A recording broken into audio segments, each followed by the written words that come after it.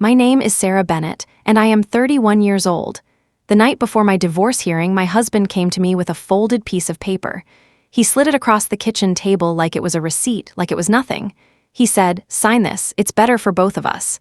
You'll get the car and some cash. That's fair." I looked at the paper. I looked at him. I smiled. I said, "Let me read it tonight." He nodded. He went to bed. He slept. I know he slept because I heard him snoring through the wall at 11:15, and I sat at that kitchen table alone. I did not sign his paper. What I did instead, he would not find out until 9:15 the next morning when his lawyer called him, voice tight, words careful. When Daniel's face went the color of ash.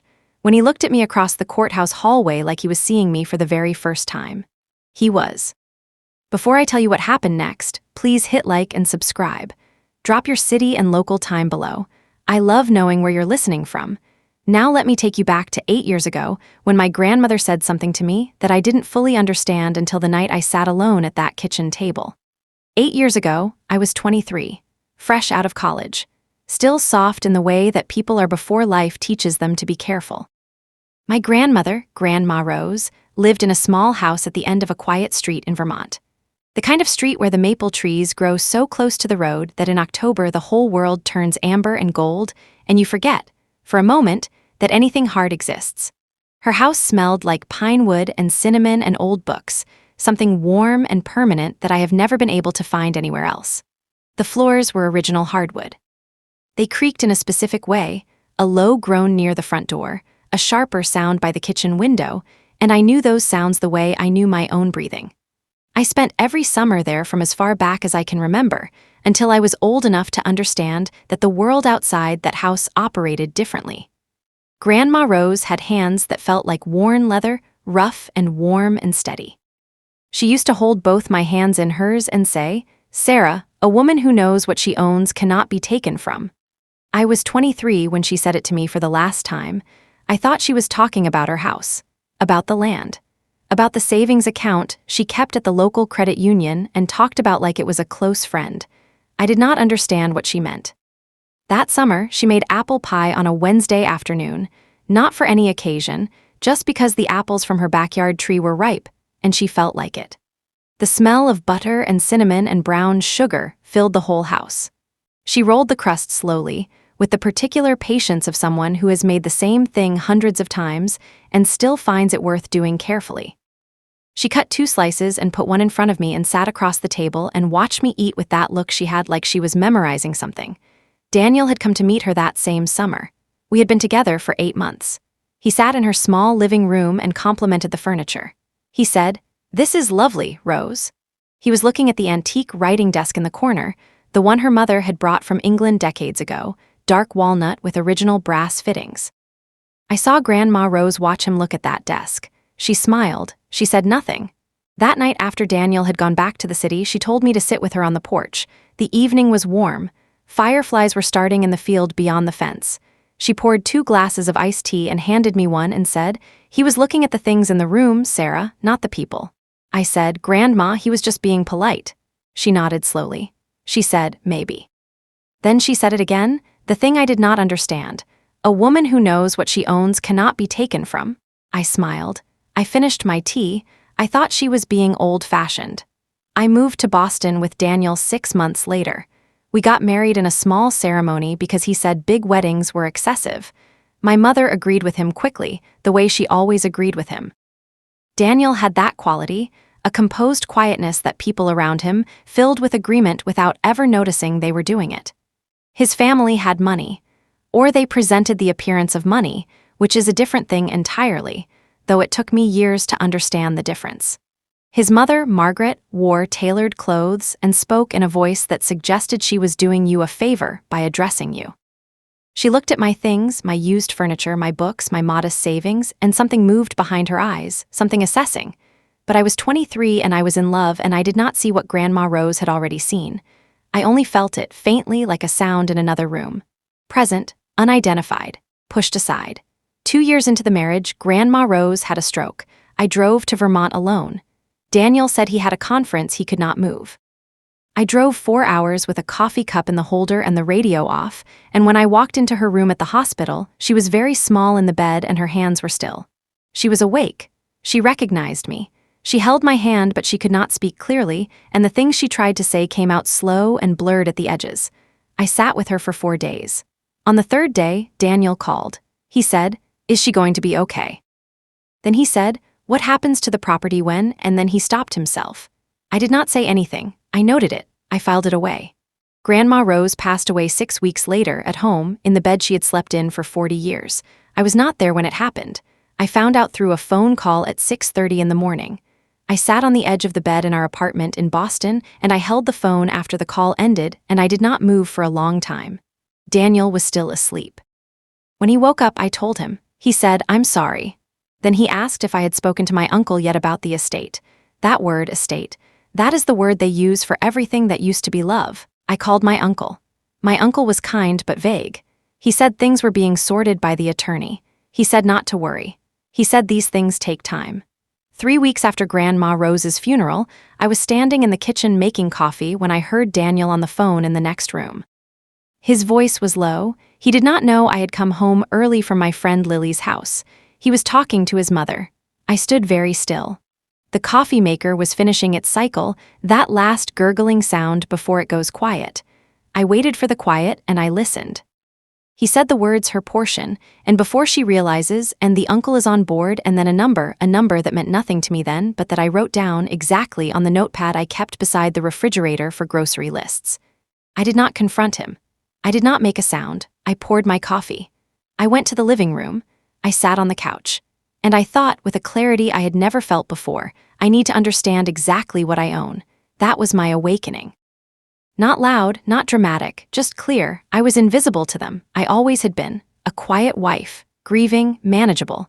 I decided to stay invisible, and to use that invisibility as a tool. 2 months after Grandma Rose died, I found the envelope. It was in the antique writing desk, the one with the brass fittings that Daniel had looked at so carefully that summer in Vermont. My uncle had given me some of her things when we cleared the house. Most of it was old quilts, photographs, a few pieces of jewelry. The desk came to me because no one else wanted old furniture. I had not opened the narrow drawer along the top until a Tuesday evening in November when I was looking for a pen. The envelope had my name on it, in Grandma Rose's handwriting. Clear and deliberate, like she had written it slowly, making sure each letter was right. Inside was a letter. And at the bottom of the letter was a name, a phone number, and 4 words written in her careful cursive. "Call her, she knows." The name was Attorney Claire Harmon. I sat on the floor of the small room where I had put the desk, and I read that letter 3 times. My hands were steady. My breathing was steady. But something in my chest had shifted, a door opening somewhere deep, where I had not known there was a door. Grandma Rose had seen Daniel looking at her desk that summer. She had seen it and she had done something about it. Years before I knew I would need protecting. I waited 2 weeks before I called the number. I needed to understand the shape of what was happening first. During those 2 weeks, I went through every document in the apartment that had my name on it. Marriage certificate, bank statements. The property records my family had been vague about since Grandma Rose's death. I researched online. I asked careful questions to my friend Lily, who works in finance, framed as hypothetical. I learned what my actual inheritance rights were. I learned that a cooperative uncle can do a great deal of damage to a woman who is not paying attention. Then one evening I heard Daniel on the phone again. This time he said a specific date, a date in March. He said before that we need her signature, and she won't understand what she's agreeing to. He laughed quietly. A soft, certain laugh. I went to the kitchen. I wrote the date down on the same notepad. That night, Daniel was relaxed at dinner. He complimented the pasta. He said, "You seem better lately, less sad." He meant about Grandma Rose. I said, "I'm doing better." I was not doing better. I was getting ready. Have you ever had to stay silent to protect yourself, even when every part of you wanted to speak up? Tell me in the comments. I read every single one. The next morning, I called Attorney Claire Harmon. She answered on the second ring. Her voice was calm. Professional, she said, "Sarah, I've been expecting your call. Your grandmother told me about you. She said you'd call when you were ready." I sat down. She said, "She came to me 5 years ago. She had concerns. She made arrangements. Everything has been in place. We've simply been waiting for you." I said, "What do I own?" She told me. By the time that call ended, I understood 3 things. First, Grandma Rose had placed the Vermont property and a significant portion of her savings into a trust in my name directly, years before she died. structured in a way that bypassed the general estate entirely. Second, my uncle's cooperation with Daniel's family was real but legally irrelevant because what they were negotiating had never been theirs to negotiate. Third, Daniel's plan, the one he had been building perhaps since before we were married, had been defeated before it began. He had been trying to open a door that had been locked from the inside for 5 years, and if you haven't already, hit that subscribe button because this story is about to turn. That evening, Daniel said he wanted to talk. He sat across from me at the kitchen table, the same table where he would later slide that paper. He said his mother had suggested a financial consolidation, that I should sign some documents, simplify the estate, that it would protect us both. He reached across and held my hand. He said, "I just want to make sure you're taken care of." I looked at him. I thought about the phone calls, the date in March, the soft, certain laugh. I said, "I'll think about it." He smiled. He squeezed my hand. He thought that meant yes. That night after he slept, I texted attorney Claire Harmon 2 words, "I'm ready." She replied within minutes, even at that hour, "I know." And across the city, in the house his mother had furnished with borrowed confidence, Margaret was probably sleeping too, comfortable, certain, already planning what she would do with what she believed was coming to her. She had no idea. None of them did. They went to sleep thinking they had already won. Attorney Claire Harmon met me the following week at her office, a quiet room on the 4th floor of a building near the financial district, with clean shelves and a window that looked out over the river. The water was gray and flat that morning. Steady. She walked me through everything in plain language. She did not use words designed to confuse. She spoke to me like I was intelligent, which I was, and like I had every right to understand my own situation, which I did. She said, "Your grandmother established the trust 7 years ago. It is structured so that the Vermont property and the associated funds pass directly to you outside of the general probate process. Your uncle has no authority over it. Whatever he has discussed or agreed to with Daniel's family is based on assets he never controlled." She said, "When you file for divorce, the trust assets are yours separately. They are not marital property. Daniel's attorneys will argue otherwise, that is standard. But the documentation is clear and the trust predates the marriage." She said, "He has not been fully transparent about his own finances. We will request full disclosure." She laid out the timeline carefully. The date Daniel had mentioned, that date in March, was when his family planned to have me sign documents releasing any additional claims to the estate. The plan required me to be uninformed and compliant for just a few more weeks. We filed first. I went home that evening and Daniel was on the couch watching television. He asked about my day. I said it was fine. He said his mother was coming to visit on Sunday. I said, "Okay." He looked at me for a moment. Something in my tone was too even. But then he looked back at the screen. He let it go.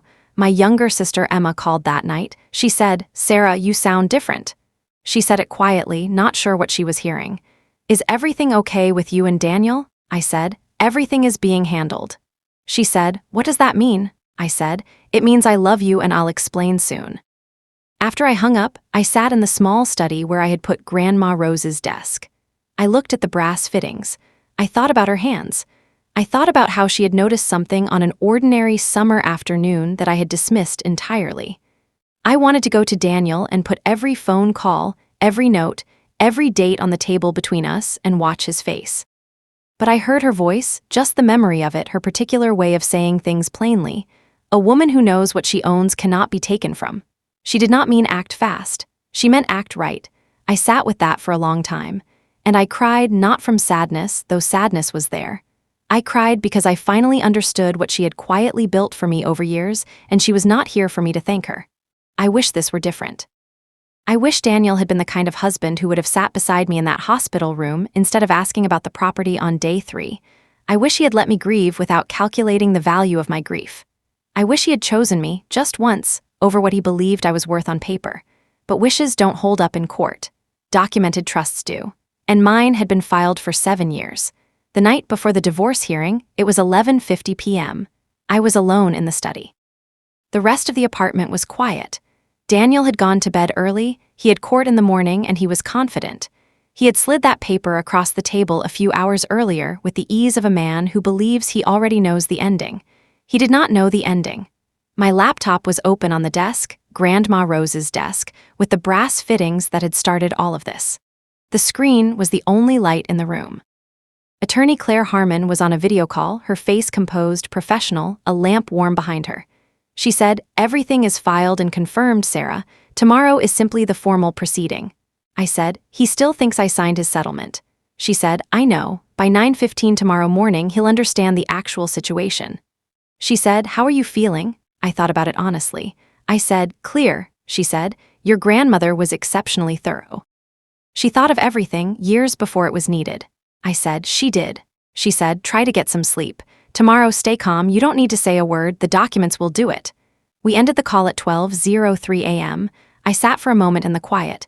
The city outside was muffled and distant. Through the wall, I could hear Daniel's slow, even breathing. Certain, unaware. 12:03 a.m. I am 31 years old. I am protected.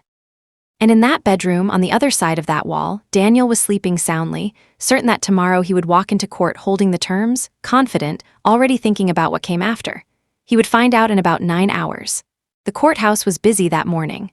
Marble floors, echoing footsteps, the particular smell of public buildings, old paper and floor cleaner and recycled air.